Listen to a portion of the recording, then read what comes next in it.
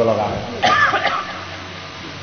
ভাগৱত শাস্ত্ৰত আমাক এইটো বৰ আচৰিত কথা দেখুৱাইছে এই জলথল বিধ দেখি একে শুন বাধিল তক্ষকৰ বাজু চৰাই তক্ষক পখিল কটকৰ বাজু চৰাই তক্ষক পখিল এই বসি আছা পৰীক্ষিত কৃষ্ণক আৰাধি শৰীৰত নাহি জ্ঞান ব্ৰহ্মত সমাধি এতিয়া এই তক্ষকে দেখি আচৰিত হৈ গ'ল যিজনক মৃত্যু দিবৰ কাৰণে আহিছিলে সেইজনৰ ইতিমধ্যে প্ৰাণ তাত নাই প্ৰাণটো ক'ত আছে প্ৰাণটো কৃষ্ণত লীন গৈ আছে এতিয়া খোদ মাৰিবলৈকে ঠাই নাই যিজনক মৃত্যু দিম বুলি কৈছিলে সেইজন অমৃতত লীন গৈ আছে অমৃত কি অমৃত হল কৃষ্ণ হে ধৰি আছা চাপি চিতে কৃষ্ণ চৰণকে ধৰিলে ক নিজৰ ৰূপ তেখনে তক্ষকে ভয়ংকৰ শৰীৰ মাতি তথাপি পেট খোদ কৰিলে ক ফোকাৰ পৰ তুলি ফেট বিজুলী সঞ্চাৰে আখি চেলেকি কমাৰি ৰাজা কদংশিলে স্বৰ নতক খোট মাৰি তক্ষকেনো ৰজাৰ শিৰত দংশন নকৰি চৰণত কিয় দৰ্শন কৰিলে যিজনৰ চৰণত ভগৱন্ত বিষ্ণু বাস কৰি আছে কাল কি কাল ঈশ্বৰ নিজে কালৰো কাল সেইটো কাৰণে তেওঁ কি তেওঁ মহাকাল এই মহাকাল যি স্থানত অৱস্থান কৰি থাকে পৰীক্ষিতৰ সেইখন স্থানতহে তেওঁ স্পৰ্শ কৰিছে ভগৱন্ত প্ৰভু আমাৰ ক'ত থাকে যদিও হৃদয়ত থাকে স্থান লৈছে চৰণত পদে বিষ্ণু হয়নে এটা বৈষ্ণৱৰ পদত যদি কেনেবাকৈ তক্ষকৰ স্পৰ্শ হয় তক্ষক পাপৰ প্ৰতীক কালৰ প্ৰতীক বৈষ্ণৱৰ চৰণ স্পৰ্শ হলে তেওঁ পাপ ক্ষয় হ'ব সেইটো কাৰণে তক্ষকে ক'ত স্পৰ্শ কৰিলে পৰীক্ষিতৰ চৰণত স্পৰ্শ কৰিলে হে শৰীৰত বিষ বগ্নি লাগি উধাই গলা এখনে কতে নিপতিৰ দেহা ভস্ম ভৈলা শৰীৰক এৰি পায়া আচন্ত ব্ৰহ্মকে পুত্ৰৰেখে কৰ্ম আখি কৰিলে তক্ষকে পৰীক্ষিতে মনে পানে কি বাঞ্ছা কৰি আছিলে গুৰুৰ পৰা হে গুৰু ভগৱান তুমি অন্তৰ্ধান হলা আৰু মোকো অন্তৰ্নিহিত কৰি দিয়া সুখ যেতিয়া তাৰ পৰা উঠি অন্তৰ্ধান হল শিষ্যৰূপী পৰীক্ষিতে কৈছে তুমি যে অন্তৰ্ধান হলা মোকো অন্তৰ্নিহিত কৰি দিয়া তেতিয়া পৰীক্ষিতে ভাবিছে যে মোক কৃষ্ণৰ লগত এক কৰি দিবলৈ মোৰ গুৰুজনৰ লগত এক কৰি দিবলৈ এনেকুৱা এটা শক্তি আৰু সামৰ্থ্য নাইনে যিটোৰ দ্বাৰা মই তাত এক হৈ যাব পাৰোঁ সেই শক্তি আৰু সামৰ্থ্যকে দি থৈছে কাক তক্ষকক এইটো কাৰণে তক্ষকে কাৰ কাম কৰিলে পুত্ৰৰ কাম কৰিলে সেৱা শুশ্ৰূষা পৰীক্ষিতক সেৱা আৰু শুশ্ৰূষা কৰিলে বুলি কৈছে যে পৰীক্ষিতে সপ্তম দিৱসলৈকে ভাগৱত শ্ৰৱণ কৰাৰ পাছত এই মিছা মায়া এই কায় এই বন্ধনত যাতে তেওঁ থাকিব নালাগে অনন্ত স্বৰূপ ঈশ্বৰৰ এই ভাগৱত কথা শ্ৰৱণ কৰাৰ অন্তত এই জীৱ আৰু শিৱ এক হৈ যাব বিচাৰে সেইটো কাৰণে পৰীক্ষিত কি হ'ব বিচাৰিলে এই দেহৰ জড় বন্ধনৰ পৰা নিজকে মুক্ত কৰি দিবৰ কাৰণে ভগৱানক প্ৰাৰ্থনা কৰিলে আৰু ভগৱানে তেওঁ অন্তিম প্ৰাৰ্থনাটো স্বীকাৰ কৰিলে কি স্বীকাৰ কৰিলে এই তক্ষকক আনি দংশন কৰালে হে দেখি দেখে পজা কৰৈ হাহাকাৰ কৈক লাগি গলা নৃপতি আমাৰ তুমি অবিহনে ভৈলা পৃথিৱী অনাথ এহি বুলি লোকে শোকে ঘাকুৰায়া মাথ এ পৰম বিস্ময় ভৈলা দেৱাসুৰণৰ এ ধন্য ধন্য পৰীক্ষিত ৰাজ ঋষিবৰ এ বিষবহ্নি দহন্তে নাছিল কিছু জ্ঞান এ ভৈলা মুখ্য পাইলা সবে প্ৰত্যক্ষে প্ৰমাণ সৰ্বধ্বংস কৰিলে বিষত কি হ'ব চট ফটাবলৈ লাগিব পৰীক্ষিতক যেতিয়া তক্ষকে দংশন কৰা সকলোৱে দেখিলে পৰীক্ষিত লৰচৰ নহৈ স্থিৰ হৈ ৰৈ আছে বিষে তেওঁ ক্ৰিয়া কৰা নাই তক্ষক নাগৰ বিষে বট বৃক্ষজোপাক চাই কৰি দিছিলে পৰীক্ষিতক দংশন কৰাৰ পাছত পৰীক্ষিত কি হৈ আছে যিদৰে শুকৰ মুখপদ্মে ভাগৱত শুনি আছিলে তক্ষকে দংশন কৰোঁতেও সেইদৰেই আছে হয়নে এতিয়া অমৃত কি অমৃত হ'ল ভাগৱত অমৃত হ'ল ভাগৱতৰ তত্ত্ব অমৃত হ'ল ভগৱান কৃষ্ণ এই কৃষ্ণ তত্ত্বত পৰীক্ষিত যেতিয়া লীন গ'ল তেতিয়া এই তক্ষকৰ বিষে পৰীক্ষিতৰ ওপৰত আৰু ক্ৰিয়া নকৰিলে এ দেৱে বাবে দেৱে দুনভিগন্ধৰ বেগাৱে গীত এ পৰম উৎসৱে অপে চৰা কৰে নিত এ সাধু সাধু বুলি দেৱে বৰশী বৰিসন্ত ফুল এ আকাশ চানিয়া গল শব্দ তুমুল এ মহাৰিষি হব কৰিলন্ত সাধুবাদ কিনো কথা শোক পৰি হিতৰ সংবাদ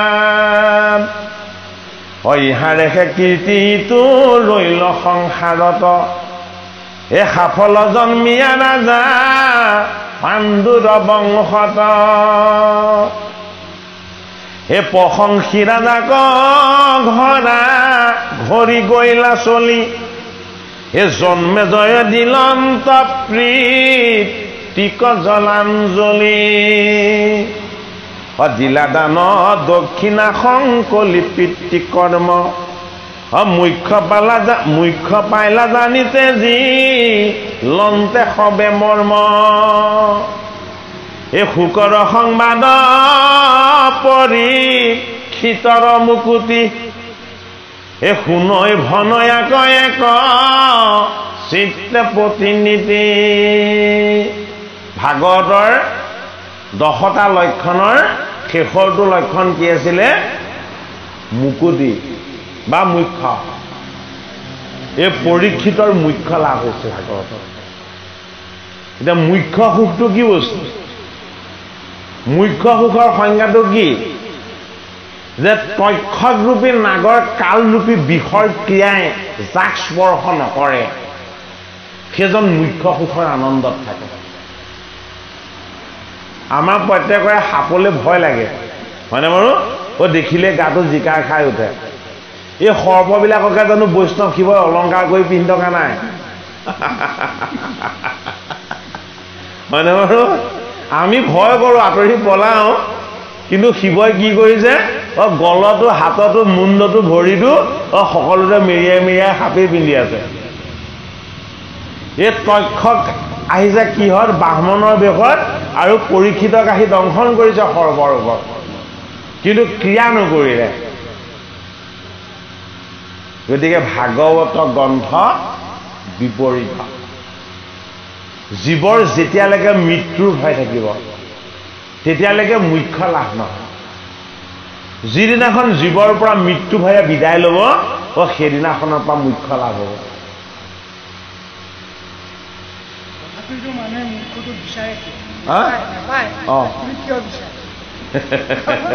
এই বিচৰাটো আমাৰ দেখোন এইটো কি কয় জন্মগত বৈশিষ্ট্য হয়নে নহয় বাৰু এই জন্ম হওঁতে এনেকৈ মুঠি দুটা মাৰি অহা নাই জানো আহিছোনে নাই প্ৰত্যেক শিশু হৈ জন্ম লওঁতে মুঠি দুটা এনেকৈ খামুচি ধৰি আহিছোনে নাই হয়নে এমুঠিত মায়া এমুঠিত মোহ এই দুটা মুঠি আমি লগতে লৈয়ে আহিছোঁ হয়নে বাৰু ঈশ্বৰে কৈছে জীয়াই থকালৈকে যিমান টানকৈ ধৰি থাকিবা নিব সময়ত কিন্তু মই মুঠি খুলি দিম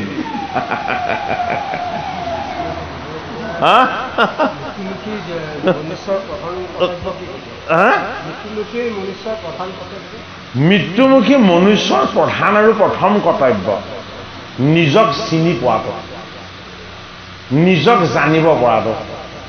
যেতিয়ালৈকে নিজৰ পৰিচয় নহ'ব তেতিয়ালৈকে একোৰে পৰিচয় নহ'ব। সেইটো কাৰণে এই প্ৰশ্নটো পৰীক্ষিতে সুধিছিলে সুখদেৱ ভগৱানক যে মুমুক্ষু জীৱৰ লক্ষ্য আৰু উদ্দেশ্য কি। মুমুক্ষু মানে মুখ্যকামীও হয়, মৃত্যুমুখীও হয়। সেইটো কাৰণে আমি দুই প্ৰকাৰৰ তত্ত্বত গৈ আছো। এফালে আমাক মৃত্যুটো নালাগে, যদিও ঈশ্বৰে আমাক দিয়ে থৈছে, হয়নে? কিন্তু মুখ্যটো আমাক লাগে, মুখ্য সুখৰ আনন্দটো আমাক কিন্তু লাগে। সেইটো কাৰণে দ্বাদশ স্কন্ধত আমাক ভগৱন্ত প্ৰভুৱে এই মুখ্য সুখৰ আনন্দৰ যিটো তত্ত্ব, এই তত্ত্বটো মাৰ্কেন্দ্ৰ ঋষিৰ মায়া দৰ্শনৰ দ্বাৰা দৰ্শন কৰাব।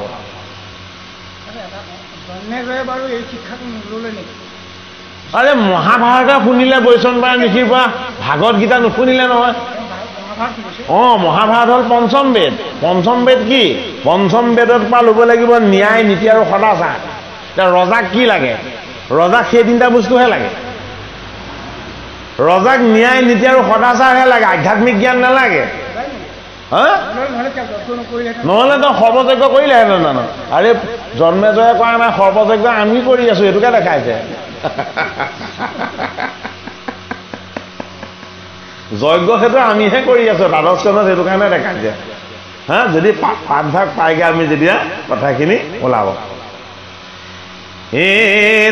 কহিলা খৰিয়াই আশীজতে কসংগোপ, শুনি জন্মে জয় ৰজ লীল মহাকোপ। এতিয়া কি হ'ল? এই গছজোপাত খৰিকটীয়া এজন আছিলে। তক্ষকে যিজোপা বৃক্ষ, বটবৃক্ষ দংশন কৰি জ্বলাই দিছিলে। এই কশ্যপ ঋষিৰে মন্ত্ৰৰ দ্বাৰা বিৰিখজোপা যেতিয়া চৈতন্য কৰি দিলে, সেই খৰিকটীয়াজনো তাত আকৌ চৈতন্য হৈ গ'ল। তেওঁ হাতত অস্ত্ৰ এপাত আছিলে, খৰি কাটিবলৈ গৈছিলে, আকৌ গছৰ ডালত তেওঁ চৈতন্য হৈ গ'ল। কি বুজাইছে? জীৱ হ'ল পৰা প্ৰকৃতি। এই জীৱ ঈশ্বৰৰ অংশ। ঈশ্বৰৰ ইচ্ছাত যিটো হয় জীৱৰ সেইটোৱেহে হ'ব। গতিকে তক্ষকৰ দ্বাৰা মৃত্যু হৈছিলে আৰু কশ্যপৰ দ্বাৰা আকৌ কি হ'ল? পুনৰ জীৱন পালে। কিন্তু তেওঁ বৰ ধুত্তেলি কাম এটা কৰিব এতিয়া।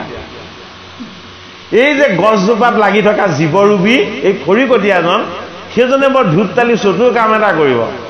তেওঁ খৰি কাটি ঘৰলৈ যাব লাগিছিলে, কিন্তু তেওঁ সেইটো নকৰিলে।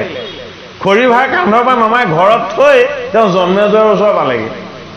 এতিয়া জন্মেজয়ক জ্বলাব। জন্মেজয়ক কি কৰিব? জ্বলাব। কিয় জ্বলাব? এই তক্ষকে যে দংশন কৰি তেওঁক যে মৃত্যু দিছিলে, তক্ষক হ'ল কাল আৰু ক্ৰোধৰ প্ৰতীক। তক্ষক হ'ল সৰ্প, প্ৰতিশোধৰ প্ৰতীক। গতিকে প্ৰতিশোধৰ যিকণ ক্ৰিয়া, এই ক্ৰিয়াকণ তেওঁৰ লগত ৰৈ গ'ল। এতিয়া সেইটো কাৰণে কি কৰিব?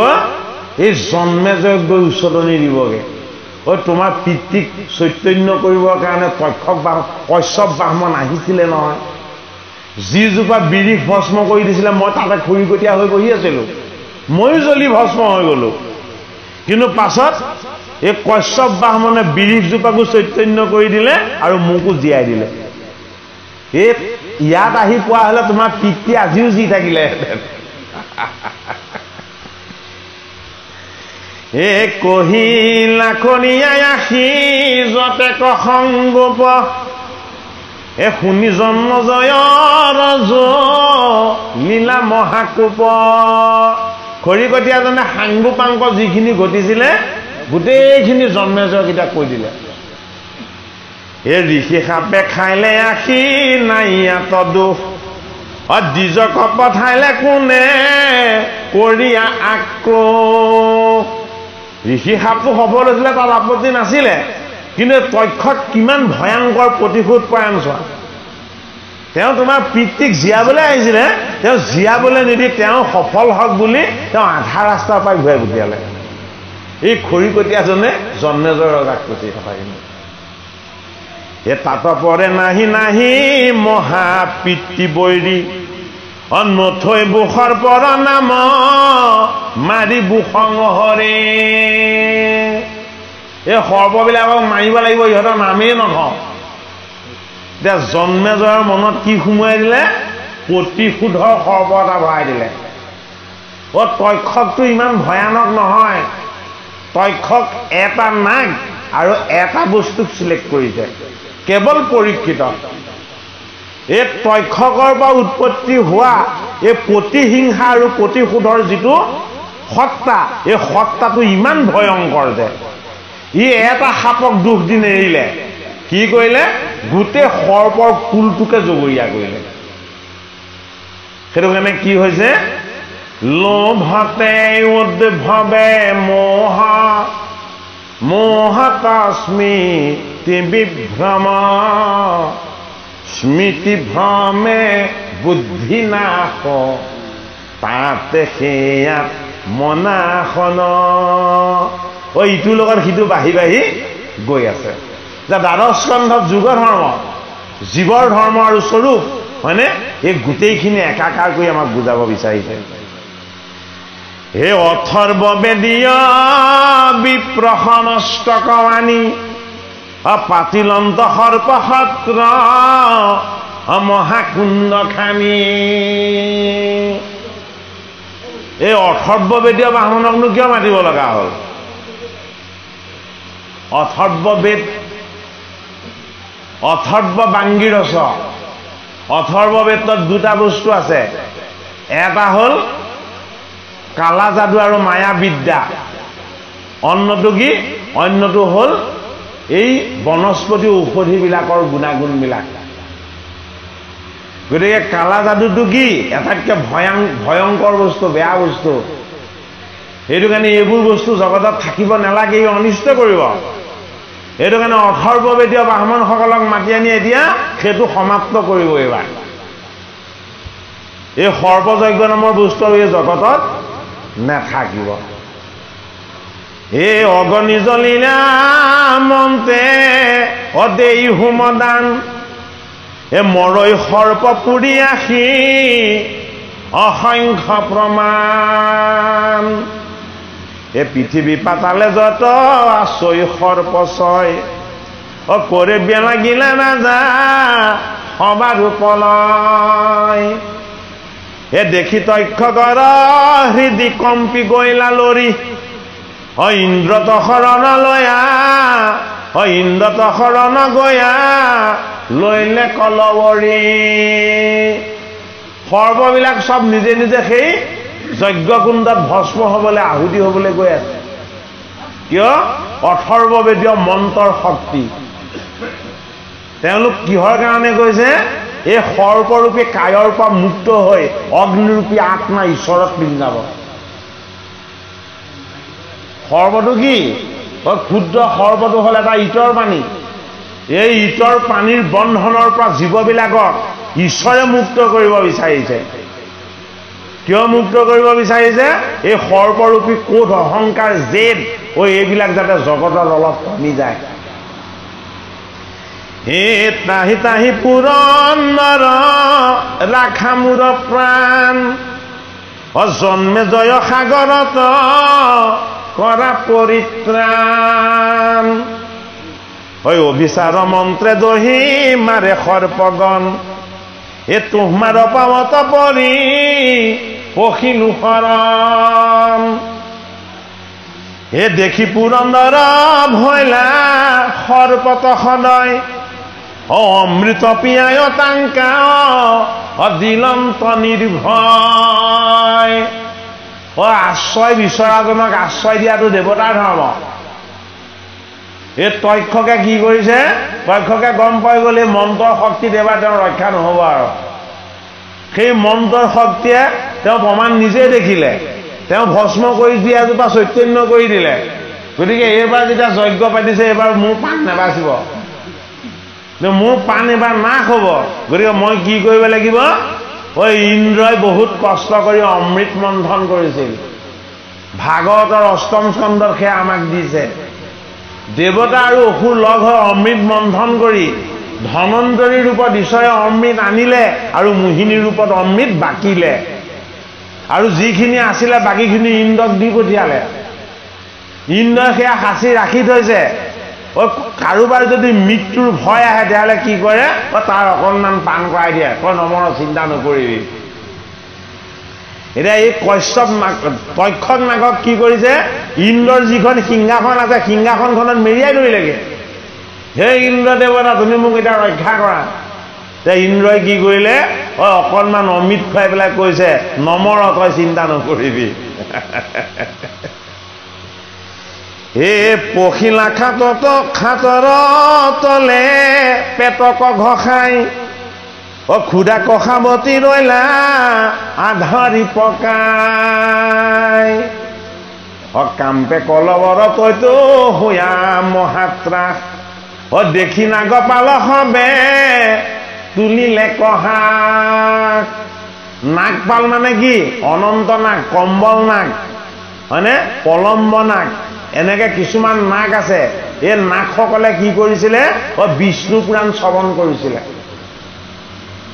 সেইটো কাৰণে সেইসকল অমৰ, সেইসকল নাগক কালে স্পৰ্শ কৰিব নোৱাৰে। সেইসকল ভাল নাগ, কুলিৰ নাগ, মন্দুকী নাগ, এনেকে নাগ আছে। এই নাগসকলে বিষ্ণু পুৰাণ শ্ৰৱণ কৰিছিলে।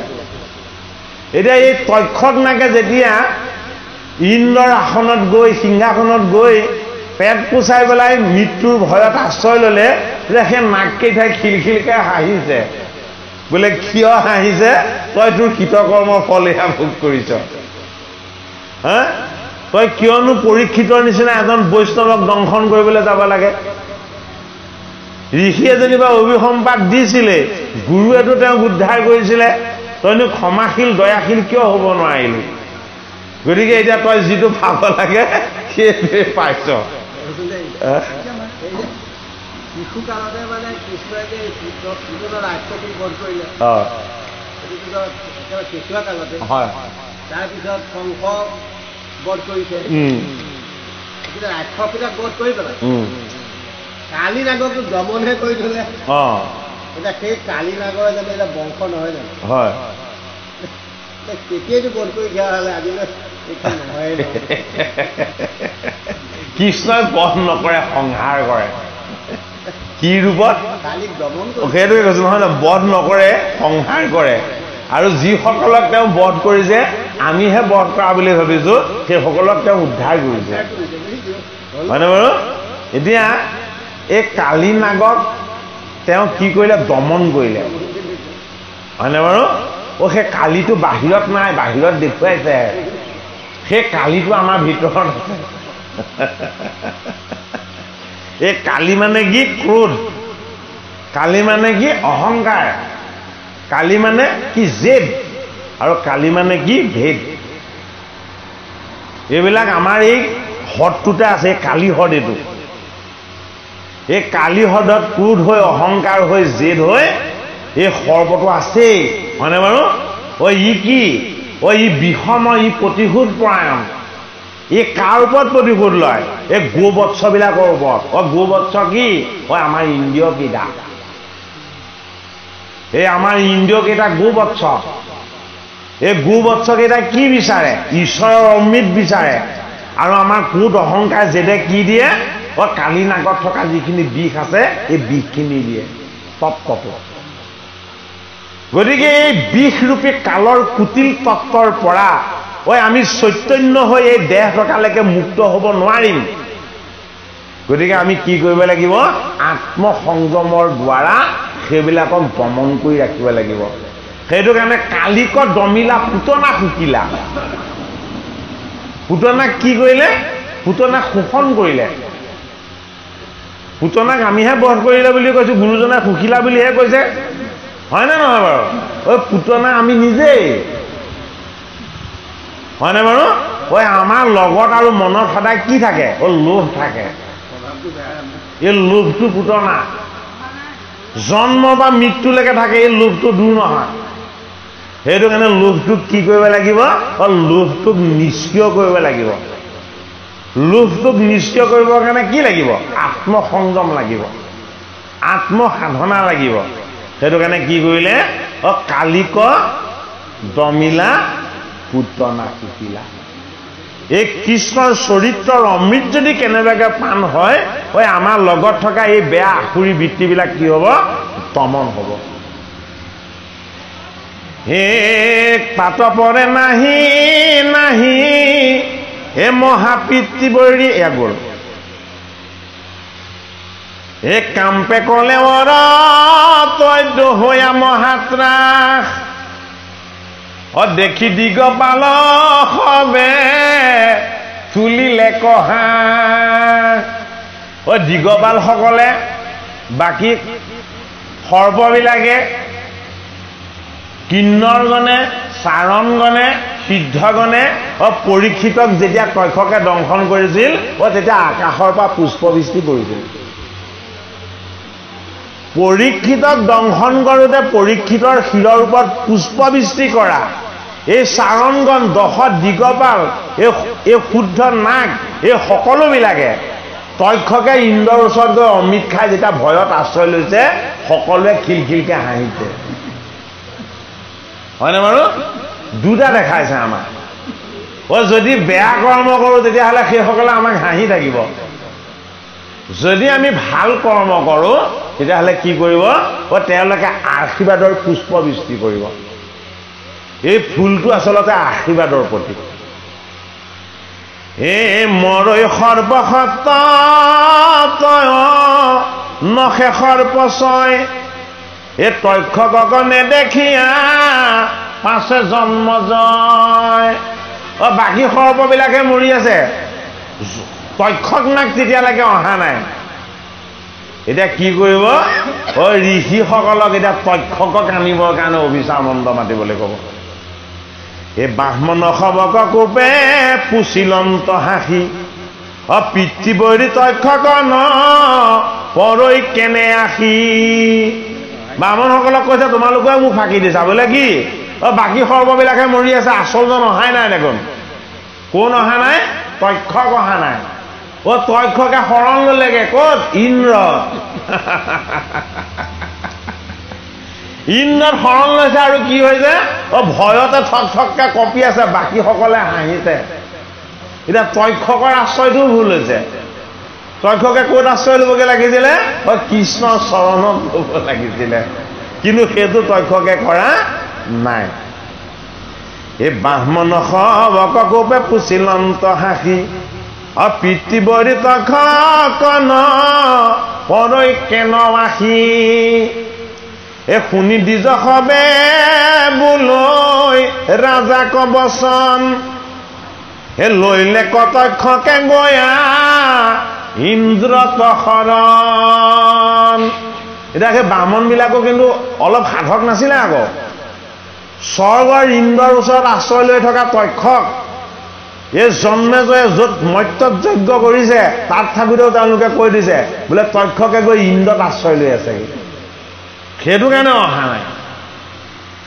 ৰাখি আছা পুৰন্দৰে পিয়ায়া অমৃত সিহেতু নপৰৈ আহি তক্ষক বহনিদ। পৰিলেহেঁতেন, কিন্তু ইন্দ্ৰই কি কৰিছে? সি মৃত্যুলৈ বেছিকৈ ভয় কৰিলে অমৃত অকণ খুৱাই দিয়ে, আকৌ তাৰ মৃত্যু হয়তো নাইকিয়া হয়। শুনিয়া দেখিলা ইয়াতি ক্ৰোধত নৃপতি ইন্দ্ৰ সমে তক্ষকক কৰি আহুতি। এতিয়া আচলটো বস্তুত ধৰিলেগে। এই তক্ষক ৰূপী কালক যি আশ্ৰয় দি ৰাখিছে এই ইন্দ্ৰ, ইও জীয়াই থাকি জগতত একো সৎকৰ্ম নকৰে। গতিকে এইবাৰ অভিচাৰ মন্ত্ৰৰ দ্বাৰা তাকো লৈ আহা এই যজ্ঞলে, অগ্নিকুণ্ডলে। এইটো দুটা কথা দেখাইছে দেই। তক্ষক যেতিয়া নাহিলে সৰ্পযজ্ঞ সিমানত শেষ হৈ যাব লাগিছিল। প্ৰতিশোধৰ ভাৱটো তাতে শেষ হ'ব লাগে, হয়নে? দুটা বস্তু ইয়াতো দেখাইছে। বাকীবিলাক সৰ্প আহি পেলাই নিজৰ আত্মশুদ্ধিৰ কাৰণেহে তেওঁলোক ব্ৰহ্মলীয়াত আহি মুক্তি পালে। জন্মে জয় যজ্ঞত আমি মৰিম, গতিকে আমি স্বৰ্গ পাম। কিন্তু তক্ষকৰতো সেইটো চিন্তা নাই। তেওঁ বাচিবলৈ যত্ন কৰিছে। সেইটোকে কৈছো, মৃত্যু ভয় আছে, কিন্তু বাকীবিলাক উদ্ধাৰ হৈছে। কিন্তু এটা ডাঙৰ কথা দেখাইছে ইয়াত, ডাঙৰ বস্তুটো হ'ল জন্মেজয়ৰ প্ৰতিশোধটো। ভাগৱত শ্ৰৱণ কীৰ্তন কৰাৰ পাছত মনত আমাৰ বিন্দু মাত্ৰ প্ৰতিশোধ ভাৱ থাকিব নালাগিব। এই ভাগৱত কথা শ্ৰৱণ কৰাৰ পাছত যদি আমাৰ মনত প্ৰতিশোধ ভাৱ থাকে, তেতিয়াহ'লে জন্ম জন্মান্তৰৰ কাৰণে আমাৰ লগত পাপ সঞ্চয় হ'ব। সেইটো কাৰণে ভাগৱত যিসকলে শুনিবলৈ অহা নাই, তেওঁলোকে প্ৰতিশোধ পৰায়ণ হ'লেও পাপ নহয়। কিন্তু আজি ভাগৱত যিসকলে শ্ৰৱণ কৰিছে, তেওঁলোকৰ মনত যদি প্ৰতিশোধৰ ভাৱ ৰাখে, তেতিয়াহ'লে কিন্তু পাপ সঞ্চয় হ'ব। সেইটো কাৰণে এই শাস্ত্ৰভাগ যাকে তাকে কোৱা হোৱা নাই। পৰীক্ষিত নৃপতিক ক'বৰ কাৰণে ঠাই বাছি লৈছে ক'ত? গংগাৰ পাৰ, ভগীৰথী পাৰ। সহস্ৰ ঋষিক ক'বৰ কাৰণে ঠাই বাছি লৈছে ক'ত? নৈমিষ ক্ষেত্ৰ, য'ত সহস্ৰ বছৰ ঋষিসকলে যজ্ঞ কৰি সেই স্থানকণ শুদ্ধ কৰি লৈছিলে। বিদুৰক ক'বৰ কাৰণে মৈত্ৰেয় ঋষিৰ আশ্ৰমত স্থান দিয়া হৈছে। কিয় মৈত্ৰেয়ৰ আশ্ৰমত স্থান দিয়া হৈছে? মৈত্ৰেয়ৰ আশ্ৰমত কোনো জীৱৰ প্ৰতি বৈৰী ভাৱ নাই, তাত সকলো ঈশ্বৰময় হৈ থাকে। এইটো কাৰণে এই বৈকুণ্ঠৰ কল্পতৰু ভাগৱত শাস্ত্ৰ আমি শ্ৰৱণ কীৰ্তন কৰাৰ পাছত ইয়াৰ যি আধ্যাত্মিক চিন্তন ভাৱ আৰু ভক্তি, এইখিনি আমি আমাৰ হৃদয়ত লৈ যাব লাগিব, আৰু এইখিনি আমাৰ বাস্তৱ জীৱনত আমি প্ৰয়োগ কৰিবলৈ আমি অনুশীলন কৰিব লাগিব। এইটো কাৰণে এই জনম লৈ মৃত্যু হৈ থকা, জনম লৈ মৃত্যু হৈ লগা, আমি কেনেকুৱা জীৱ? মৰি মৰি যি থকা জীৱ। জীৱৰ যদি মৃত্যু হয়, সি আকৌ পুনৰ জন্ম হয়। যতৈশ্ৰহে ধ্ৰুৱ মিত্ৰ ধ্ৰুৱং জন্ম মৃতস্য তস্মাৎ পৰিহাৰাৰ্থে নতুং সুচি তমোহসি। যদি আমি জন্ম হৈছো, তেতিয়াহ'লে আমাৰ এটা লক্ষ্য আৰু উদ্দেশ্য ঈশ্বৰে দি পঠিয়াইছে, বোলে কি? তোমাৰ এদিন মৃত্যু হ'ব। যদি আমাৰ মৃত্যু হয়, তেতিয়াহ'লে আমাৰ পুনৰ আকৌ জন্ম হ'ব। এই জীৱবিলাকে মৃত্যুৰ পাছত আকৌ জন্ম পায়। এইটো কাৰণে জন্ম আৰু মৃত্যুৰ আয়জাত চক্ৰত জীৱবিলাক বাচি থাকে। সেইটো কাৰণে জনম লৈ আমি জীয়াই থাকো, মৰি থাকো। সেই তত্ত্বটোৰ নাম হ'ল জন্মেজয়। জনম লওঁ আৰু আকৌ মৰো। কিমানবাৰ সৰ্প হৈ জন্মজয় জন্ম লৈছিলে তাৰ সীমা নাই। সেইটো কাৰণে এই সৰ্পবিলাকক তেওঁ শেষ কৰিব বিচাৰিছে। তেওঁ মনত থকা যিটো প্ৰতিশোধ ভাৱ, এই প্ৰতিশোধ ভাৱটো যাতে এইবাৰ আৰু নাথাকে। ভাগৱতৰ দ্বাদশ স্কন্ধত জীৱৰ লগত থকা প্ৰতিশোধৰ পৰা উৎপত্তি হোৱা যি মহাপাপ, এই মহাপাপবিলাকক নাইকিয়া কৰি দিব বিচাৰিছে। এইটো কাৰণে পিতৃৰ বৈৰীৰ ওপৰত প্ৰতিশোধ লোৱাৰ যিটো প্ৰৱণতা, এই প্ৰৱণতাটো এটাতকৈ ডাঙৰ মহাপাপ। পৰীক্ষিতে শুকৰ মুখপদ্মে ভাগৱত শ্ৰৱণ কৰি ঋষিৰ বাক্য আৰু ঋষিৰ সাপ সফল হওক বুলি এই তক্ষকনাগক আহ্বান কৰিব পাৰিলে, আৰু এই তক্ষকনাগে দংশন কৰাৰ কাৰণে জন্মেজয়ে কি কৰিছে? এই সৰ্পবিলাকক বধি প্ৰতিশোধ লৈছে। এই প্ৰতিশোধ আৰু প্ৰতিহিংসা ভাগৱতৰ মতে এই জগতত কেতিয়াও থাকিব নেলাগে। আমাৰ থাকিবই নহয়। মোৰ দেউতাক কোনোবাই মাৰি থৈছিল, সেই ঘৰৰ পৰিয়ালটো মই নেৰিম। এদিন হ'লেও সিহঁতৰ লগত লগামেই, এদিন হ'লেও আইন কাইনৰ কানুনত যামেই। এই প্ৰতিশোধটো আমাৰ আছেনে নাই?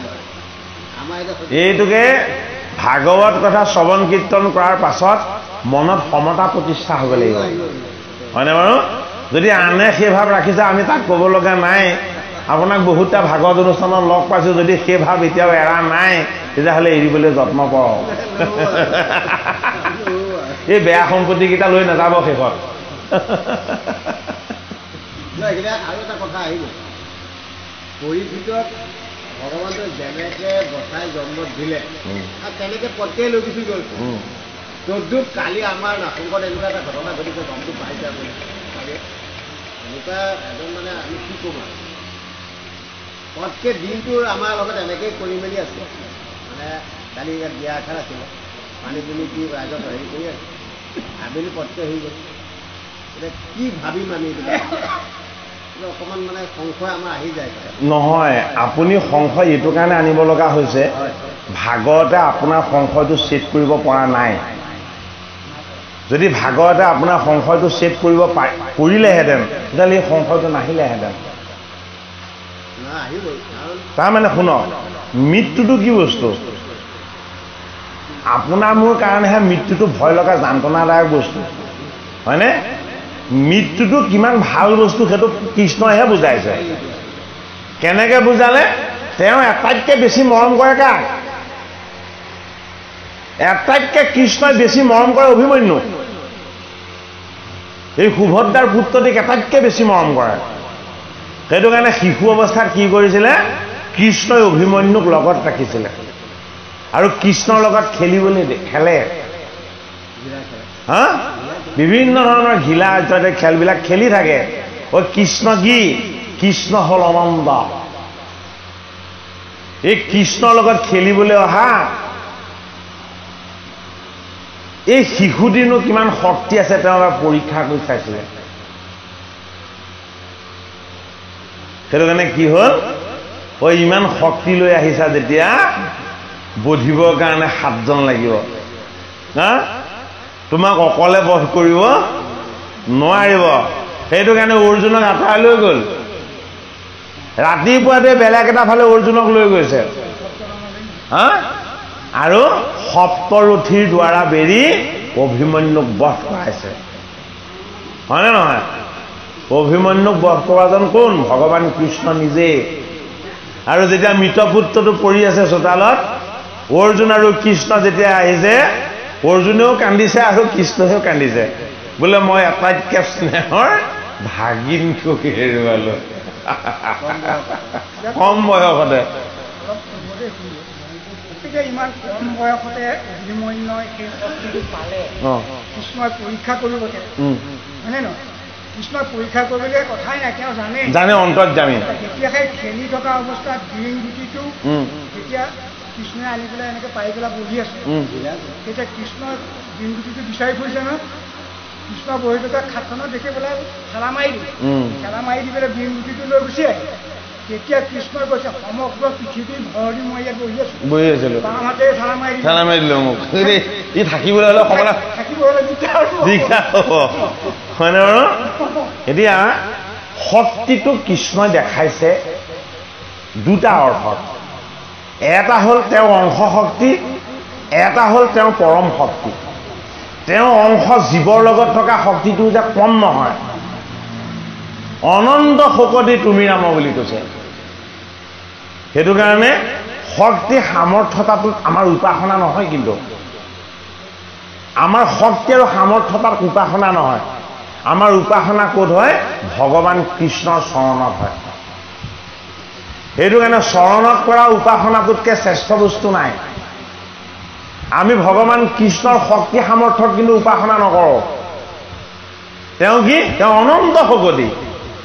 আমি অনন্ত শকতিযুক্ত তত্ত্বটোক আমি উপাসনা কৰোঁ কি ৰূপত? ভাগৱত ৰূপত, গীতা ৰূপত, তেওঁ গুণ যশ নাম কীৰ্তন ৰূপত। সেইটো কাৰণে জন্মেজয়ৰ মনত সোমাই থকা যিটো বিষাক্ত বস্তু, এই বিষাক্ত বস্তুটো হ'ল কি? প্ৰতিশোধ। প্ৰতিশোধ যদি থাকি যায়, পৰীক্ষিতৰ মুখ্য হ'ল কিন্তু বংশটো বন্ধনত থাকি যাব। গতিকে এই জন্মেজয়ৰ বংশটোকো এই বন্ধনৰ পৰা মুক্ত কৰিব লাগিব। উদ্দেশ্য সেইটোৱে, মূল উদ্দেশ্য সেইটোৱে। এতিয়া এই জন্মেজয়ৰ মনত থকা যিটো প্ৰতিশোধ ভাৱ, পৰীক্ষিতৰ পুত্ৰৰ সেই প্ৰতিশোধ ভাৱটো সৰ্পযজ্ঞৰ যোগেদি দূৰ কৰি দিয়া হৈছে। কুলটো উদ্ধাৰ হ'ব। এই মূৰ পিতৃ বৈৰী কৰা ক্ষীমা পুৰন্দৰে, অজপাই দহিউক দুইকো বহ্নিত সত্তৰে, সুনিদিজ হবে কৰি লব্ধ অংগীকাৰ, লৈলা শ্ৰুব উচ্চাৰিয়া মন্ত অভিচাৰ, পৰবাসী তক্ষকে সহিতে সুৰপতি, এহি বুলি অগণিত দিলন্ত আহুতি। এতেকে বোলন্তে ইন্দ্ৰ তক্ষেকে সহিত পৰন্ত স্বৰ্গৰ পৰা হুয়া ভয়ে ভীত হৰিল চেতন জ্ঞান আকুল স্বভাৱ ত্ৰাহি তাহি গুৰু বুলি দিলা দিগ্ঘৰাব সকলো মন্ত্ৰতকে শ্ৰেষ্ঠ মন্ত্ৰ কি গুৰু মন্ত্ৰ গুৰুৱে দিয়া মন্ত্ৰটোতকে শ্ৰেষ্ঠ মন্ত্ৰ এই জগতত একো নাই সেইটো কাৰণে ভগৱান কৃষ্ণই হ'ল এই জগতৰ গুৰু ইন্দ্ৰ আৰু তক্ষক এই দুইটা যজ্ঞকুণ্ডত আহি মৃত্যু মুখত পৰিব বুলি জানি ইন্দ্ৰই কাক স্মৰণ কৰিলে গুৰুক স্মৰণ কৰিলে এই হৰিল চেতন জ্ঞান আকুল স্বভাৱ তাহি তাহি গুৰু বুলি দিলা দিগ্ঘৰাব হেন শুনি আঠে বেঠে গৈলা বৃহস্পতি ৰাজা কবুলন্ত শুনি হুক মহামতি ইন্দ্ৰই গুৰু বৃহস্পতিক স্মৰণ কৰিলে বৃহস্পতি ইন্দ্ৰৰ ওচৰলৈ যোৱা নাই বৃহস্পতিয়ে চিকিৎসাটো নিৰ্মূল কৰিবৰ কাৰণে যি স্থানত যজ্ঞ হৈছে সেই স্থানত গৈ উপস্থিত হ'ল এই বৈষ্ণৱৰ বংশ তুমি জগতে বিদিত তক্ষক বধিবে নুহি তোমাৰ উচিত পিলেক অমৃত ভৈল অজৰ অমৰ মূৰ বাক্যে দুহন ৰিবা বাসৱ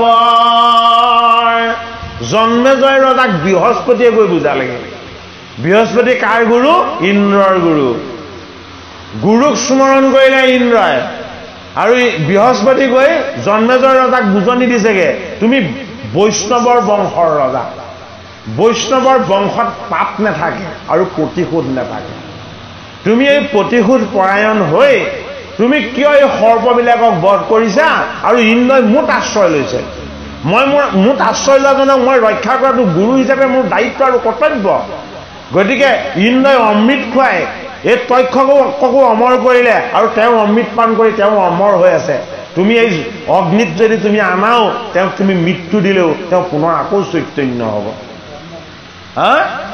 গতিকে ব্ৰহ্মবধ পাতক তুমি নকৰিবা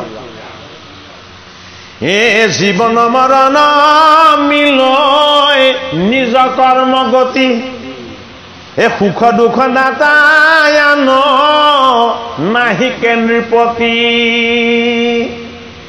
সৰ্পে চোৰে অগণিত যদি মৰৈ জ্বলে তাহা কমিলা ঐ জানা নিজ কৰ্ম ফলে নুহিকে স্বতন্ত্ৰ হবে কৰ্মৰয় অধীন হেন জানি ৰাজাইতো ক্ৰোধে হোৱা ক্ষীণ এতিয়া বৃহস্পতিয়ে কি ক'লে এই তক্ষকে যে দংশন কৰিছিল ইয়াত তক্ষকৰ দোষ নহয় কৰ্মফল এয়া সঞ্চিত বস্তু এই সঞ্চিত বস্তু তেওঁ ভোগ কৰিবই গতিকে তুমি এই সৰ্পকেইটাক বধ কৰি পাপ অৰ্জন নকৰিবা এই ব্ৰহ্মময় সৰ্পবিলাক জীৱ হিচাপে ঈশ্বৰৰে অংশ ঈশ্বৰৰ অংশ জীৱক হিংসা কৰাটো মহাপাপ গতিকে সেই জন্মেজয় তুমি সৰ্পযজ্ঞ বন্ধ কৰাই নাম গতিকে সৰ্পযজ্ঞ ভাগৱতত বন্ধ হ'ল আমি আমাৰ জীৱনত বন্ধ কৰিব লাগিব যদি এই দ্বাদশ স্কন্ধ ভাগৱতৰ সাৰ তত্ত্ব কলিৰ যুগ ধৰ্ম আৰু জীৱৰ ধৰ্ম এই কথাখিনি আমি শ্ৰৱণ কৰাৰ পাছত জন্ম হৈ মৃত্যু হৈ জন্ম হৈ মৃত্যু হৈ এই জগতৰ আয়াজাত চক্ৰলে আহি থকা আমি প্ৰত্যেকেই জন্মেজয় এই জন্মেজয় ৰূপী জীৱবিলাকৰ লগত জীয়াই থাকোঁতে মনত প্ৰতিশোধৰ ভাৱ থাকে আৰু প্ৰতিহিংসাৰ ভাৱ থাকে এই প্ৰতিশোধ আৰু প্ৰতিহিংসা এই দুইটা ভাৱে আমাক জনমে জনমে দুখ কষ্ট আৰু যান্ত্ৰণা ভোগাব ভাগৱতৰ দ্বাদশ স্কন্ধত কেৱল পৰীক্ষিত উদ্ধাৰ হলে নহব পৰীক্ষিতৰ পুত্ৰ জন্মেজয়ো উদ্ধাৰ হ'ব লাগিব এই জন্মেজয়ক উদ্ধাৰ কৰিছে কোনে দেৱতাৰ গুৰু বৃহস্পতিয়ে বৃহৎ মানে বাক্য পতি মানে স্বামী বাক্যৰ স্বামী কোন বাক্যৰ স্বামী হ'ল ভগৱান কৃষ্ণ। এইটো কাৰণে গীতাৰ বিভূতি যুগত ভগৱান কৃষ্ণই মধ্যম পাণ্ডৱ অৰ্জুনক কৈছে যে হে অৰ্জুন, তুমি মোক পণ্ডিতসকলৰ মাজত শুক্ৰাচাৰ্য বুলি জানিবা, আৰু গুৰুসকলৰ মাজত তুমি মোক দেৱগুৰু বৃহস্পতি বুলি জানিবা। সেইটো কাৰণে বৃহস্পতি কাৰ তত্ত্ব? ভগৱান কৃষ্ণৰ তত্ত্ব। ভাগৱতৰ ১২ স্কন্ধত ভগৱান কৃষ্ণই আহি দৰ্শন দিছে জন্মেজয়ৰ আগত বৃহস্পতি ৰূপত। গতিকে কৃষ্ণৰ অনন্য ৰূপ, অনন্ত ৰূপ। কি ৰূপত কেতিয়া আহি তেওঁ কাৰ সন্মুখত আহি উপগত হ'ব, ভাগৱত শাস্ত্ৰই সেয়া দেখাইছে। ৰঘুগণ ৰজাৰ আগত কি হৈ দেখা দিলে? জড়ভৰত হৈ দেখা দিলে। সেইজনো ভগৱান কৃষ্ণৰ এই তত্ত্ব। গতিকে ভাগৱতৰ ১২ স্কন্ধত আমাক ভাগৱত শাস্ত্ৰই শুদ্ধ এটা সংস্কাৰ দিছে, আমাৰ মনত যাতে কাৰো প্ৰতি, জীৱৰ প্ৰতি, প্ৰতিবেশীৰ প্ৰতি বা একে লগৰজনৰ প্ৰতি বা আমি কাৰোবাক বিদ্বেষ কৰি আছো, কাৰো প্ৰতি যাতে আমাৰ বিদ্বেষৰ ভাৱ কেতিয়াও নাথাকে। যেতিয়ালৈকে আমি জেদ, হিংসা আৰু বিদ্বেষ মুক্ত আমি নিজে হ'ব নোৱাৰিম, তেতিয়ালৈকে আমাৰ মনটো শুদ্ধ নহ'ব। মন যদি শুদ্ধ নহয়, তেতিয়াহ'লে ভগৱত প্ৰাপ্তি নহ'ব। গতিকে জন্মেজয়ৰ সৰ্পযজ্ঞ ইমানতে শেষ হৈছে। হেৰা পানী হিংসা সৰ্প সত্য জন্মেজয়, কোন দোষে কৰা ইটো সৰ্পৰ পলয়, মিছাতেহে ধৰা তুমি ইটো অপৰাধ, ললাতে লিখিত ফল দৈবে নাহিবাদ। শুনি জন্মেজয় পাছে গুণীয়া মনত, এৰিলন্ত সৰ্প সত্ৰ গুৰুৰ বাক্যত, বসাই আশাদৰে পাদ্য অঘ্য দিলা দান, কৰিলানি প্ৰতি বৃহস্পতিক সন্মান, গৈলা গুৰু ৰাজাক কৰি আশীৰ্বাদ, তক্ষক সহিতে ইন্দ্ৰে হেৰাইলা প্ৰমাণ। তক্ষক আৰু ইন্দ্ৰ এই দুইজনে ভয়ৰ প্ৰমাদৰ পৰা মুক্ত হ'ল। কোনে মুক্ত কৰিলে? গুৰুৱে মুক্ত কৰিলে। ভাগৱতৰ ১২ স্কন্ধত গুৰুৰ মহিমাও দেখাইছে, হয়নে? এই শুক নামৰ গুৰু, বৃহস্পতি নামৰ গুৰু, হয়নে? এই কশ্যপ নামৰ গুৰু, এই সকলোবিলাকে নিজৰ নিজৰ ঈশ্বৰ তত্ত্বৰ মহিমাবিলাক প্ৰকট কৰি দেখাইছে।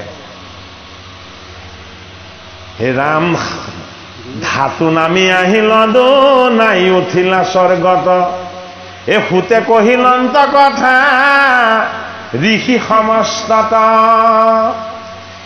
এহিতু বিষ্ণুৰ মায়া অনপাৰি তৰ্কিত, বিষ্ণু অংশ জীৱ তাকো কৰে বিমোহিত,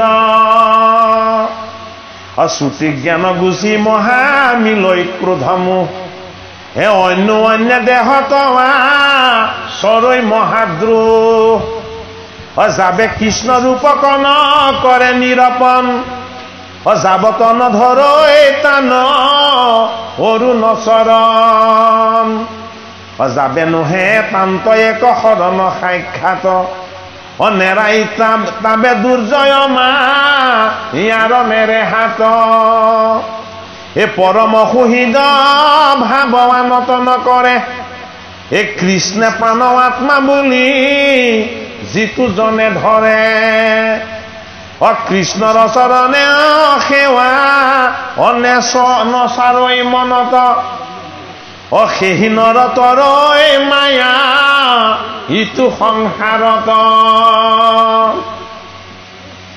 বিষ্ণু পদ পাৱৈ গয়া সেহি নৰোত্তম, দেহত গেহত যাৰ